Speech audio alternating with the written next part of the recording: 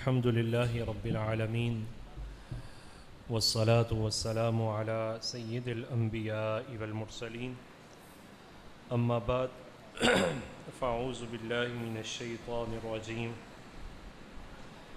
بسم الله الرحمن الرحيم أفمن شرح الله صدره للإسلام فهو على نور من ربه صدق الله العظيم وقال تعالى بسم الله الرحمن الرحيم إن الله وملائكته يصلون على النبي يا أيها الذين آمنوا صلوا عليه وسلموا تسليما الصلاة والسلام عليك يا سيدي يا رسول الله وعلى آلك وأصحابك يا سيدي يا حبيب الله. معزز و محتشم حاضرین سامعین، بالخصوص میری جماعت کے معزز و موقر علماء، میں اور آپ اس وقت جامع مسجد حضرت داتا گنج بخش میں سیدی داتا گنج بخش علی حجویری آپ کے فیوز و برکات کو سمیٹنے کے لیے مجتمع ہیں. میں اس خوبصورت بزم کے انعقاد پر اور علماء کرام کی خصوصی تشریف آوری پر اس مسجد کی ساری انتظامیہ، مخلصین، محبین کو صمیم قلب سے مبارکباد پیش کرتا ہوں اور دعا گو ہوں کہ اللہ تعالیٰ جس طرح دن بدن آپ مسجد کو اپنے اخلاص کے ساتھ اور اپنی محنت کے ساتھ خوبصورت کر رہے ہیں، اللہ تعالیٰ آپ کے دلوں کو بھی اور آپ کی اولادوں کو بھی اس خوبصورتی کا نور عطا فرمائے، اور آپ سب کے روح رواں مجاہد اہل سنت حضرت علامہ مولانا محمد ناصر علی قادری رضوی آپ کے علم و عمل میں بھی برکت پیدا فرمائے. مجھے کشف المحجوب کے درس کے حوالے سے حکم کیا گیا ہے. میں اس تناظر میں ابتداً یہ بات عرض کر دوں کہ سب سے پہلے ہم اس بات کو بیان کریں گے کہ یہ کشف المحجوب جو ہے حضرت داتا صاحب علیہ رحمہ نے کیوں لکھی ہے،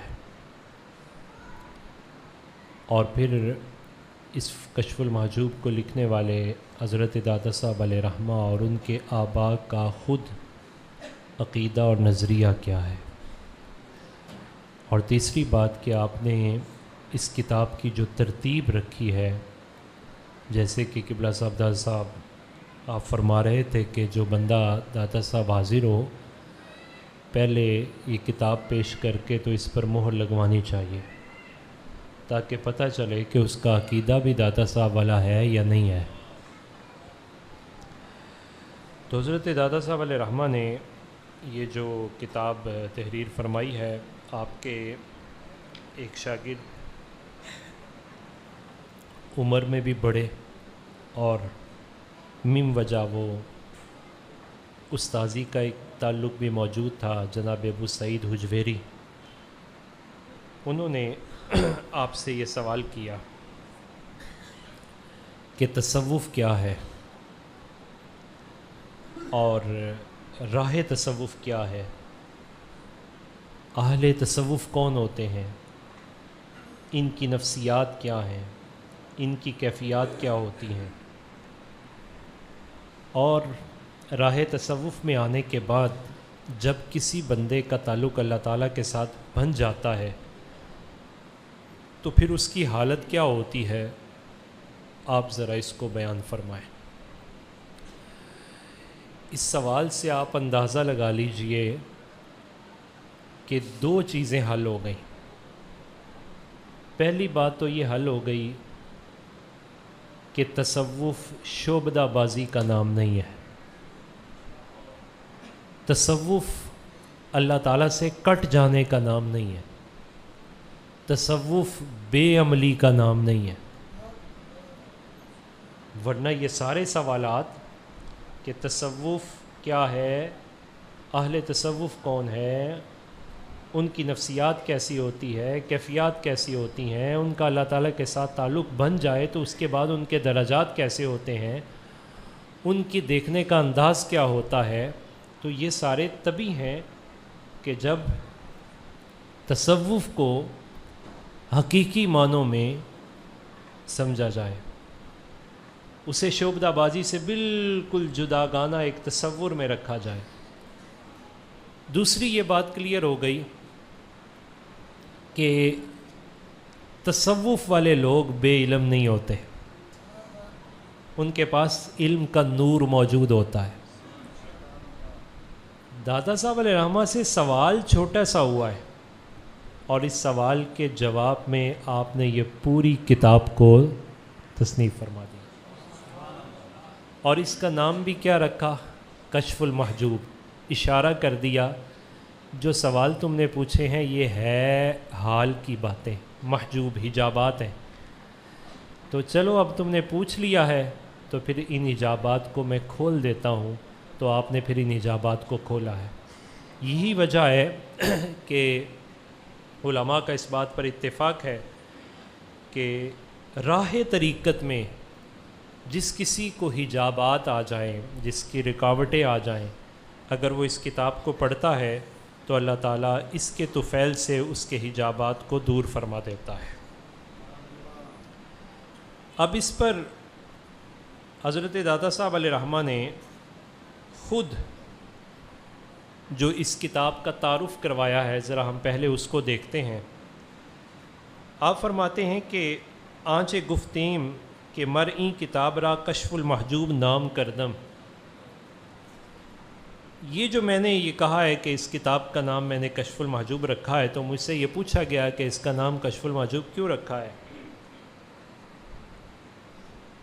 فرماتے ہیں وجہ یہ ہے کہ جب کوئی بندہ اس کتاب کو پڑھے گا تو پڑھنے کے بعد اسے یہ احساس ہوگا کہ اس کا نام کشف المحجوب کے علاوہ اور کچھ ہو ہی نہیں سکتا تھا. یعنی میں نے جن حجابات پر بات کی ہے اور پھر ان میں سے دو پر سے آپ نے پردہ اٹھایا. فرمایا اما حجاب دو است، حجاب دو قسم کے ہوتے ہیں. ایک حجاب رینی و این ہرگز بر نخیزت و دیگر حجاب غینی و این زود برخیزت. کہ حجاب، پردے، رکاوٹیں یہ دو قسم کی ہوتی ہیں. ایک وہ ہیں جو بالکل اٹھتے نہیں ہیں، انہیں حجاب رینی سے تعبیر کیا گیا، اور دوسرے حجاب عینی ہیں، غینی ہیں، کہ جو بہت جلد اٹھ جاتے ہیں. فرمایا یہ جن کے راستے میں یا جن کے دل پر حجاب رینی آ جاتا ہے ان کی مثال پتھر کی ہے، اور قرآن مجید فرقان حمید میں ان کو پتھروں ہی سے تعبیر کیا گیا ہے کہ وہ ان کے راستوں کے حجابات اٹھتے نہیں ہیں، ان کے سینے میں نور ایمان داخل نہیں ہوتا. اور دوسرے وہ ہیں کہ جن کے حجابات غینی ہیں، وہ جلد اٹھ جاتے ہیں، اور اگر کبھی ان پر غبار پڑ بھی جائے تو ان کی مثال آئینے کی مثل ہوتی ہے کہ شیشے پر اگر کوئی چیز پڑ جائے تو اسے جب ہٹا دیا جائے تو دوبارہ چمکنا شروع ہو جاتی ہے. فرمایا میری یہ کتاب پتھر دلوں کے لیے نہیں ہے، بلکہ وہ ہیں کہ جن کے حجابات غینی ہیں، یعنی آئینے کی مثل تھے ان کے سینے، نور ایمان ان کے پاس موجود تھا، اور کسی وجہ سے کوئی رکاوٹ آ گئی یا وہ کسی طریقت کے راستے پر چلنے لگے اور کسی سبب سے کوئی راستے میں رکاوٹ حائل ہو گئی، تو فرمایا میں نے ان حجابات کو ہٹا دیا ہے اور ان کے سینوں کو شیشے کی مثل دوبارہ چمکدار کر دیا ہے. تو اس وجہ سے میں نے اس کا نام جو ہے وہ کشف المحجوب رکھا ہے. اس کے بعد آپ نے خود اسی پہلو پر کتاب میں ابتداً ایک فصل باندھی، اور اس فصل میں فرمایا کہ دو چیزیں ہوتی ہیں، ایک خاصوں کے لیے اور دوسرا عاموں کے لیے. یک نصیب خاص و دیگر نصیب عام، آنچ نصیب عام بود آن است کہ چون جہلائیں این علم کتابی بیند نو کہ نام مصنف آن بچن جائے برا مثبت نہ باشت۔ فرماتے عموماً جس دور میں ہوں اس دور میں کتاب کے جو مصنفین ہوتے ہیں وہ اپنا نام نہیں لکھتے۔ اب کوئی یہ نہ کہہ دے کہ انہوں نے اپنا نام کیوں لکھا ہے، تو فرماتے ہیں چونکہ بندے دو قسم کے ہوتے ہیں، ایک ہے خاص اور ایک ہے عام۔ یہ جو عام قسم کے ایسے لوگ ہوتے ہیں، یہ ایسے جہلاء ہوتے ہیں، یہ ہر وقت اس چکر میں ہوتے ہیں کہ کوئی بنی بنائی شے سانو لب جائے تے اسی عہدے تے اپنا ٹھپا لا دئیے۔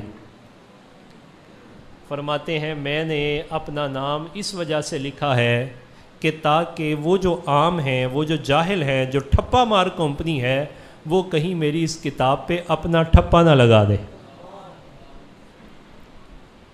دوسرا فرمایا خاص قسم کے لوگ ہوتے ہیں، میں نے یہ نام اس وجہ سے لکھا ہے چوں کتاب بیند و دانت کے مؤلف آں بداں فن و علم عالم بوداست و محقق رعایت حقوق آں بہتر کند و بر خواندن آں و یاد گرفتن آں بجہتر باشن۔ فرماتے ہیں وہ کچھ خاص قسم کے لوگ ہوتے ہیں، جب میرا نام اوپر آئے گا نا تو ان کو پتہ چلے گا یہ کوئی بندہ عام نہیں تو پھر اس کی کتاب بھی عام،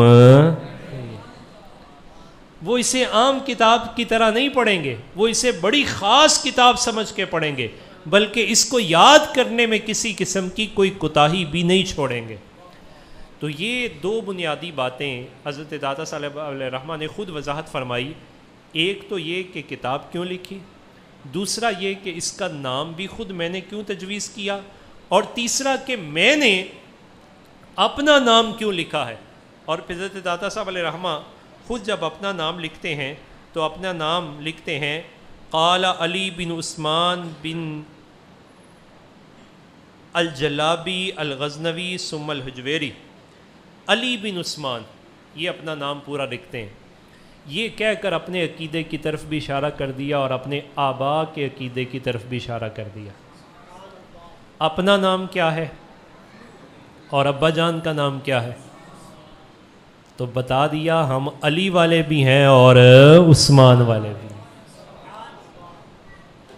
کچھ لوگوں کا آج یہ بھی خیال ہے کہ جو علی والے ہیں وہ معاذ اللہ عثمان والے نہیں ہیں، اور جو عثمان والے ہیں وہ علی والے نہیں ہیں۔ تو آپ نے اس میں اس پہلو کی طرف بھی اشارہ کر دیا اپنا نام ٹائٹل پہ لکھنے کے بعد کہ ہم علی والے بھی ہیں اور عثمان والے بھی ہیں۔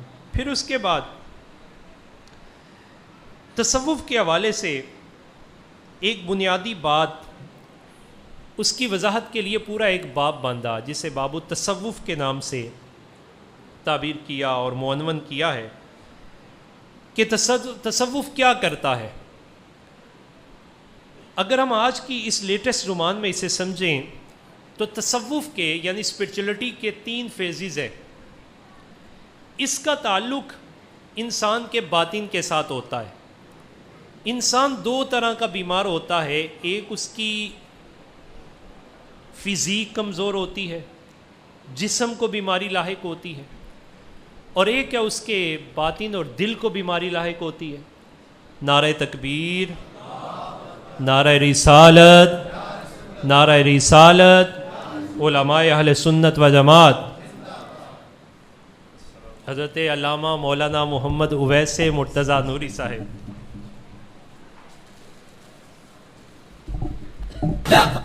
لبیک یا رسول اللہ، لبیک لبیک لبیک یا رسول اللہ، لبیک لبیک لبیک یا رسول اللہ، لبیک لبیک لبیک یا رسول اللہ، لبیک لبیک لبیک یا رسول۔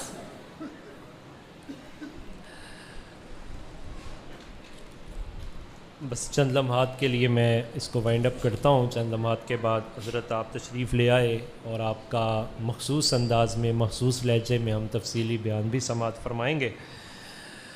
میں عرض یہ کر رہا تھا کہ انسان 2 طرح کا بیمار ہوتا ہے، ایک اس کی بیماری ظاہری ہوتی ہے اور ایک باطنی بیماری ہوتی ہے۔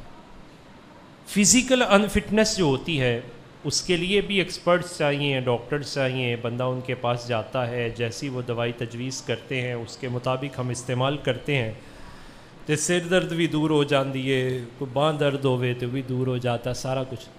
ایک ہے باطن، انسان کا دل بیمار ہو جائے تو اس دل کی بیماری کے بھی کچھ ایکسپرٹیز موجود ہیں، اسپرچولیزم کے ایکسپرٹی ہیں، باطن کے ماہر موجود ہیں۔ اگر انسان ان کے پاس جائے تو پھر وہ بندے کے دل کا علاج کرتے ہیں، اسی دل کے علاج کرنے والے کو صوفی کہتے ہیں۔ اور دل کا علاج جس ہاسپٹل میں کروایا جاتا ہے اس ہاسپٹل کا نام تصوف ہوتا ہے۔ اب اس وقت مجھے آپ کو کیا مسئلہ ہے؟ مجھے اور آپ کو فزیکل انفٹنس، ظاہری بیماریاں کم ہیں، ہم باطن کے بیمار زیادہ ہو چکے ہیں۔ اور اس باطن کی بیماری کے اسباب کیا ہیں؟ کہ وہ جو تصوف والے ہاسپٹلز میں ہم نے جانا تھا نا، وہاں جانا چھوڑ دیا ہے۔ اسی کہنے ہیں پیر صاحب آپ ہی گھر آ جان، تو پیر صاحب بھی ایڈے ویلے نے، انہوں نے بھی دورے شروع کیتے ہوئے، یعنی وہ جو تاثیرات تھیں وہ باقی نہیں ہیں۔ اور دوسرا مرحلہ کیا ہے کہ ہم نے اپنے باطن کی بیماری کی تشخیص کروانا ہی چھوڑ دی ہے، اور اگر شیخ اس کے مطابق کوئی علاج تجویز کرتے ہیں تو ہم کہتے ہیں اے لمبے چوڑے وظیفے ساڑھے کو نہیں ہوندے، بلکہ ہمیں تو کوئی شارٹ کٹ دے، اور انہوں نے بھی شارٹ کٹ رکھے ہوئے ہیں، اے تویز فوٹو کاپی کروا لو، اے وظیفہ فوٹو کاپی کر لو۔ نتیجہ کیا نکلا کہ وہ تصوف جس کی بنیاد ابو سعید حجویری نے حضرت داتا صاحب علیہ رحمہ سے کشف المحجوب کی صورت میں ہماری طرف ٹرانسفر کرنا چاہی، ہم نے جب اس تصوف کو چھوڑ دیا، اس کی حقیقت کو ہم نے کھو دیا، تو آج نتیجہ یہ نکلا کہ ہمیں اس تصوف کی بنیاد پر بہت ساری باتوں کا سامنا کرنا پڑتا ہے۔ اور پھر اسی بنیاد پر آج کے لوگوں کو تانا دیتے ہوئے اگر کوئی شخص کہتا ہے بابت شیعی کوئی نہیں، وہ واقعتاً آج کے لوگوں کے بارے میں جھوٹے اور جعلی لوگوں کو اس نے دیکھا، تو دیکھنے کے بعد اگر وہ بات کہہ رہا ہے تو شاید کسی حد تک اس کی بات ٹھیک ہو سکتی ہے، لیکن اس کی بھی نظر سے یہ والے بابے مخفی ہیں، اور ہماری نظروں سے بھی یہ بابے حقیقت میں مخفی ہیں۔ اب ان بابوں نے کیا کہا؟ دادا صاحب علیہ رحمہ نے کشف المحجوب میں تصوف کے 3 فیزز کو ذکر کیا۔ ان میں سے پہلا فیز کیا ہے کہ پہلے فیز کے اندر شیخ کامل کے پاس جب کوئی بندہ آتا ہے تو شیخ کامل اس کے بیضہ دل پر نظر ڈالتا ہے، اور نظر ڈالنے کے بعد پہلے اس کے دل کی زمین کو صاف کرتا ہے، تخلیہ کرتا ہے۔ اب جب وہ تخلیہ اور صفائی ہوتی ہے اور بندہ اس کے ان ساری چیزوں کو وصول کرتا ہے تو پہلی صورت میں بندہ ایک اچھا مسلمان بننے کے قابل ہو جاتا ہے، چونکہ ظاہر ہے وہ جو اندر چیز تھی برائی کی وہ ختم ہوئی۔ اب اس کے بعد اگلا مرحلہ ہے، شیخ کامل مزید اس پر توجہ کرتا ہے، وہ پھر مرد مومن بنتا ہے، پھر اس سے اگلا درجہ ہے شیخ اور توجہ کرتا ہے، وہ کامل اس کے ساتھ جڑا رہتا ہے، تو فرمایا پھر وہ مرد کامل و اکمل بنتا ہے۔ اب کیفیات کیا ہیں؟ قرآن پاک کی سایہ مبارکہ سے پھر استدلال کیا، فرمایا من شرح اللہ صدرہ للاسلام، کہ رب تعالیٰ جس کے سینے کو اسلام کے لیے کھول دیتا ہے۔ یہاں ٹریفک 2 وے ہے، ایک ہے اللہ تعالیٰ نے اس کے سینے کو کھولا، دوسرا فہو علی نور من ربہ، وہ اپنے رب کی طرف سے نور کے راستے پر چلتا ہے۔ تو فرمایا ایک تو یہ ہے کہ اس کا سینہ کھلا ہے، اور دوسرا یہ ہے کہ وہ اللہ تعالیٰ کی طرف سے اس پر انعامات کا نزول ہوتا ہے، اب وہ خود مشاہدہ کی اس درجے پر فائز ہوتا ہے۔ اسے بڑے آسان انداز میں اگر میں سمجھاؤں تو پھر یہ ہو سکتا ہے کہ جناب زندگی کا سفر کرنے کے لیے اگر میں اور آپ جہاز پر جائیں یا کسی تیز رفتار سواری پر سوار ہو جائیں، ہماری رفتار بھی بڑھ جاتی ہے، ہماری گفتار بھی بڑھ جاتی ہے، قوت بھی بڑھ جاتی ہے، صلاحیتوں میں بھی اضافہ ہونا شروع ہو جاتا ہے، ویژن بڑھ جاتا ہے۔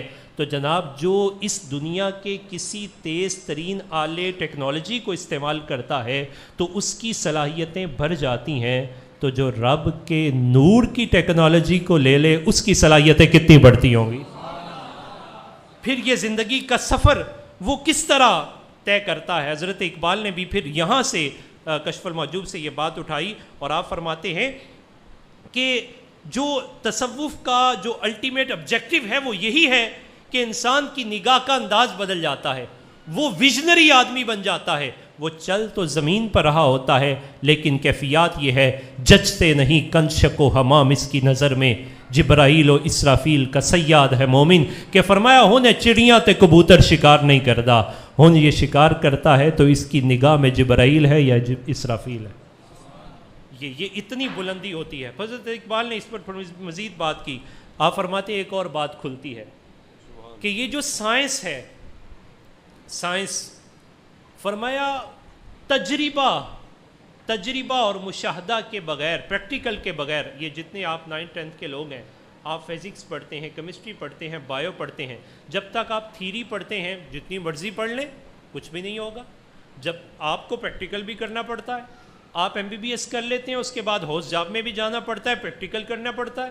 اگر آپ پریکٹیکل نہیں کریں گے ساری کی ساری تھیری آپ کی اسی کی طرح دری کی دری رہ جائے گی۔ فرمایا یہ جو پریکٹیکل کا تصور ہے یہ سب سے پہلے صوفیاء نے، اور اس کی بہترین تصویر حضرت داتا صاحب علیہ رحمہ نے کشف المحجوب میں پیش فرمائی ہے۔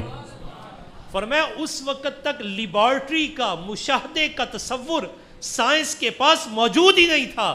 حضرت داتا صاحب علیہ رحمہ نے کشف المحجوب میں سب سے پہلے لیبارٹی کا اور مشاہدے کا تصور تصوف کی صورت میں پیش فرمایا ہے۔ فرمایا یہ صوفی یہ بات عام بندہ بھی کرتا ہے، لیکن عام بندے کی بات اور ہوتی ہے، وہ صرف بات کرتا ہے، سن کے کہتا ہے۔ فرمایا صوفی بات سن کے نہیں کہتا، بات دیکھ کے کرتا ہے۔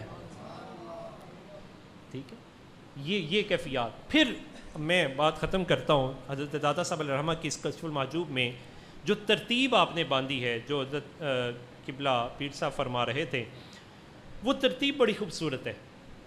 آپ نے سب سے پہلے اس ترتیب کے اندر جو ذکر کیا ہے وہ باب توحید، علم کا باب ذکر کیا، اور علم کے ضمن میں توحید لے کے اور بتایا کہ تصوف یہ توحید کی اساس اور بنیاد ہے۔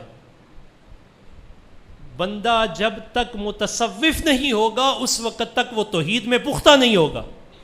اور والذین آمنوا اشد حبا، اس کا جو جمالی کمال کا رنگ ہے، فرمایا وہ تو اسی تصوف کی وجہ سے چڑھے گا، اور اس تصوف کے پہلے رنگ چڑھانے والے وہ تو ذات رسالت مآب صلی اللہ علیہ وسلم خود ہے۔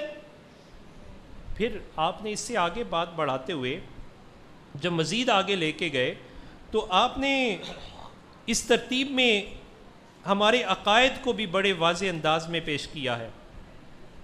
آپ فرماتے ہیں جب باب باندھتے ہیں رسالت کا، اس کے بعد باب باندھتے ہیں خلفائے راشدین کا، تو ان خلفائے راشدین میں سب سے پہلے جس کا ذکر کرتے ہیں وہ جناب سیدنا ابو بکر صدیق رضی اللہ تعالیٰ عنہ کا ذکر کرتے ہیں۔ وہی ترتیب خلفائے راشدین کی۔ اب ذرا جناب سیدنا ابو بکر صدیق رضی اللہ تعالیٰ عنہ کے بارے میں جو کلمات کہتے ہیں، فرماتے ہیں منہم شیخ الاسلام وازباد انبیاء خیر الانام، خلیفہ پیغمبر، امام، سیدو اہل تجرید، فرمایا تارک الدنیا لوگوں کے سردار مصطفیٰ کے بعد جناب صدیق اکبر رضی اللہ تعالیٰ عنہ۔ پھر فرماتے ہیں شہنشاہ ارباب تفرید، اور خلوت میں رہ کے دل میں ہو یاد تیری ہے اور گوشہ تنہائی ہو، وہ غار حرا کا پہلا فیضان مصطفیٰ کریم علیہ الصلوۃ والسلام کے بعد جس کے سینے کو ملا ہے وہ سینہ صدیق اکبر ہے۔ فرمایا شہنشاہ ارباب تفرید۔ پھر اگلی بات کی وَأَزْ آفات انسانی بعید، کہ بندوں پر جو آفات آتی ہیں نا، آفات آتی ہیں، وہ جو حجابات آتے ہیں، ان میں سے بعید سب سے پہلے جو ہے وہ صدیق اکبر ہے۔ ہوں بھی کیوں نہ، اس وجہ سے کہ مصطفیٰ جان رحمت صلی اللہ علیہ وسلم فرما رہے ہیں کہ اللہ سبحانہ تعالیٰ نے 360 خصلت خیر کی پیدا فرمائی ہیں۔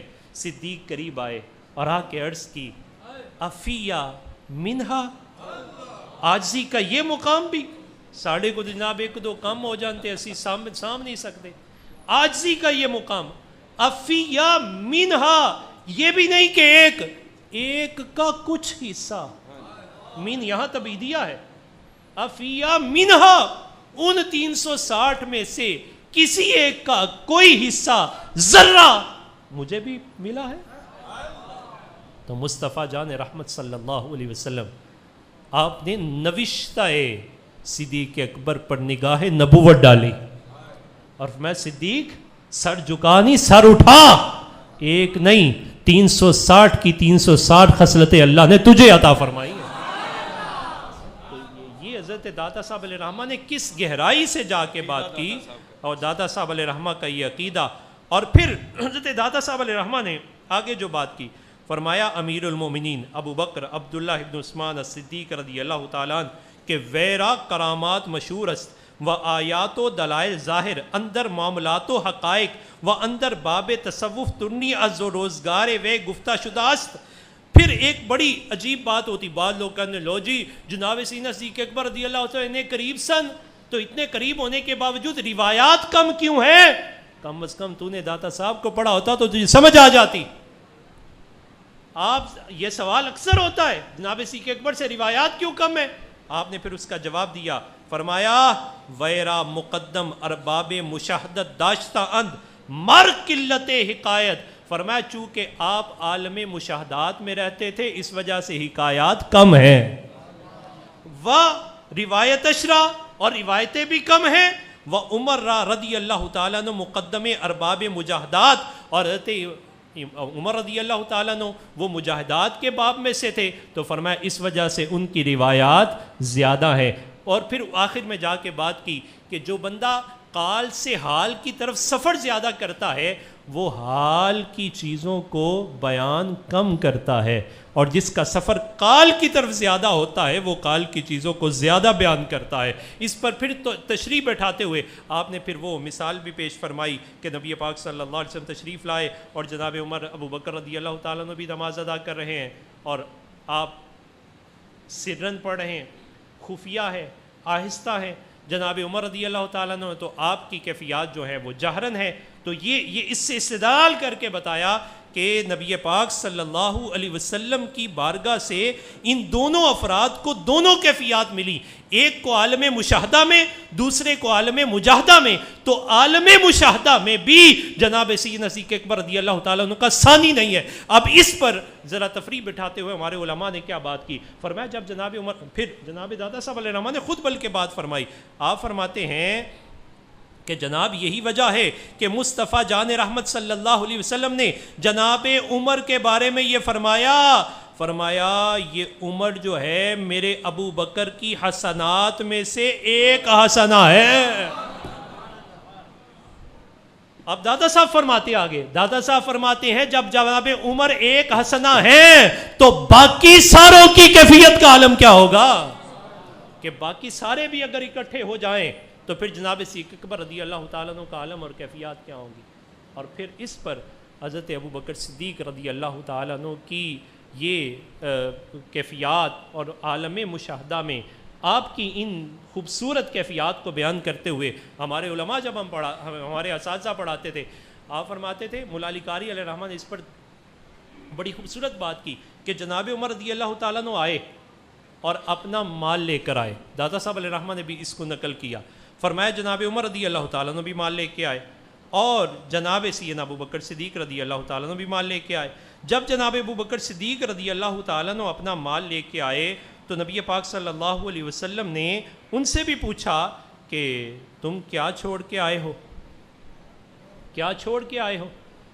تو جناب عمر چونکہ مال پہلے لے آئے تھے، اب یہ سوال ما خلفتا، کیا تو نے چھوڑا، لی اہلی کا، اپنے گھر والوں کے لیے، تو یہ سوال اس بات پر دلالت کرتا ہے، باقی باتیں تفصیلاً آپ نے سنی، بڑی باریک بات، فرمایا عمر کے دل میں چونکہ خیال تھا کہ آج تو میں ابو بکر سے بڑھ جاؤں گا، مصطفیٰ کریم اس خیال کو بھی پسند نہیں فرماتے تھے، اس خیال کو بھی پسند نہیں فرمایا، ورنہ سوال تو یہ بنتا ہی نہیں تھا، سوال تو یہ بنتا تھا کہ بتاؤ تم کیا لے کے آئے ہو، آپ کیا لے کے آئے؟ یہ تو سوال ہوتا ہی نہیں.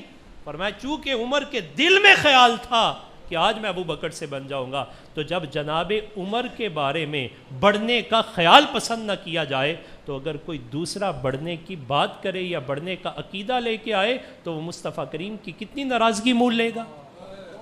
اور پھر داتا صاحب علیہ الرحمہ نے اس مسئلے پر بھی بات کی. کچھ لوگوں کو بہت زیادہ علم کا بخار ہوتا ہے، انہیں پڑھنا چاہیے کہ فلانا خلیفہ، فلانا سیاسی خلیفہ، فلانا روحانی خلیفہ. آپ نے فرمایا جس انداز سے بھی، جس جہت سے بھی عالم مشاہدہ میں بات کرو گے تو صدیق اکبر تمہیں سامنے کھڑے ہوئے نظر آئیں گے. یہی ترتیب بیان کی. پھر اس کے بعد اسی ترتیب کے ساتھ آپ نے ائمہ کا ذکر کیا، اور جب ائمہ کا ذکر کیا تو حضرت امام حسن کا تذکرہ کیا. جب حضرت امام حسن کا تذکرہ کیا تو جناب سیدنا امیر معاویہ کا بھی تذکرہ کیا. جنہاں نو کیڑا لگا ایسے وجہ تو لگا، حقیقی تصوف تو دور ہو گئے. اور پھر جناب امام حسین کا تذکرہ کیا، پھر جناب سیدنا امیر معاویہ کا تذکرہ کیا، اور پھر جناب امام زین العابدین کا تذکرہ کیا. تو درمیان میں پھر یزید کی بات آ گئی. تو جب یزید کی بات آئی تو یزید کا نام لینے کے ساتھ ساتھ جناب امیر معاویہ رضی اللہ تعالیٰ کے بھی نام لیا، اور نام لینے کے بعد کہا کہ یزید کو اللہ رسوا کرے پر ان کے والد ماجد پر ایسا نہ کرے.